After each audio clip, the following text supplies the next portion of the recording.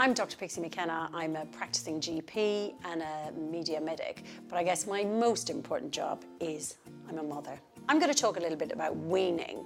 Weaning is something that parents often talk about. They're curious about when they should start or even what it's all about. And some people don't even know what weaning means. Weaning is essentially making that transition from liquids to solids. To date, your baby has just had either breast milk or formula or a bit of both, but there comes a time when it has to move on to solids. And it's generally considered to be at 26 weeks. That is the ideal time to wean your child. So that's the guideline. It's not the law, but you should never wean your baby before 17 weeks. Around about the 6-month mark, you're going to start introducing food to your baby. Now, what do you give them? Well, ideally you want to give them something savoury to start off with because babies love the taste of sweet things. So you better introduce savoury first, otherwise you're going to give them a little bit of a sweet tooth. Ideal choices would be things like root vegetables, so you're looking at sweet veg, so things like carrots or sweet potato is also a good choice. And what you need to do is you need to boil these up and then pulp them with a little blender just like this. Now, when you taste them, you'll find they don't taste great, they taste bland, but resist the temptation to season them. So what you like might be something salty or something spicy, but your baby will be perfectly happy with something very, very bland at this stage. Remember, it's the first thing they've ever eaten. One of the must-haves when you decide to wean is a high chair, without a shadow of a doubt, because you want your baby to be somewhere where they're secure, they can sit comfortably and they can hold their heads up straight. But also you can access them and pop food in front of them and they can pick and choose if they want to eat. Now, you might have heard the term baby-led weaning. So essentially, traditional weaning is giving your baby mush at the start and then moving on to mash and then ultimately going on to something with the consistency of mince before they go on to family food. With baby-led weaning, ultimately, you provide the food and the venue and baby takes the lead. So many people are choosing to go down the line of baby-led weaning. Some people are sticking with traditional weaning. I did a bit of both. And I think it's a great idea to start to introduce very slowly some finger foods because your little one is going to love picking things up just like perhaps a piece of toast and joining in on the action as they sit around the table in their high chair. When I started weaning my daughter, one of the things I worried about was choking. You think, how can this little baby take these things with texture when it's never had them before and not choke? Well, you can rest assured that actually babies very rarely choke.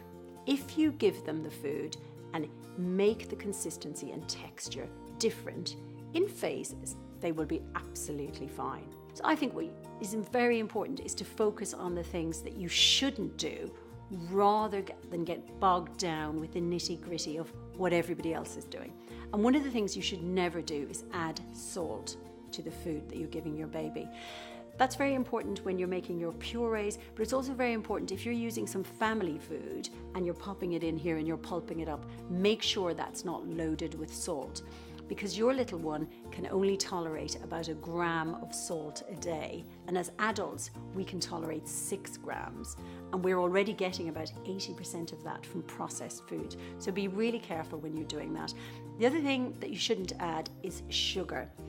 If you start adding sugar, you're going to really encourage your child to have a sweet tooth, and that can lead to problems further on down the line, and particularly issues like tooth decay.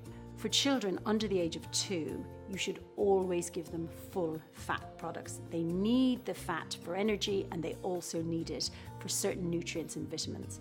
And also, one final point, you should never give a child cow's milk until they're 12 months old. Many parents get stuck in the sloppy phase, the initial phase of weaning for too long. And it's important, while this is a really, really vital part of weaning, it's important not to stay in that phase for too long. You're actually encouraging your child to become more of a fussy eater further on down the line, and they need to start using their muscles in their mouth and in their tongue, because actually that promotes speech. So it's very important to get them chewing. So when they're about 7 months, you can start to introduce things like meat and fish. Obviously, you make sure the texture is right depending on which stage of weaning you're at, and introduce those products individually, and then you can add them to other things. But your baby will be absolutely fine. It will be able to digest them, and it will be able to tolerate them, and it will really like getting that, just that little bit of texture after having several weeks of really boring puree. Weaning is a really big milestone, not only in your baby's life, but in your family life, because the ultimate aim is for your baby to sit around the table and enjoy family food together, enjoy that socialization, and enjoy that interaction that is part and parcel of growing up. Just be aware of the few things that are really important, and then you'll find your way, you'll feel your way. And just as baby is starting to go through different types of food and testing out what it likes and it doesn't like, you will also learn.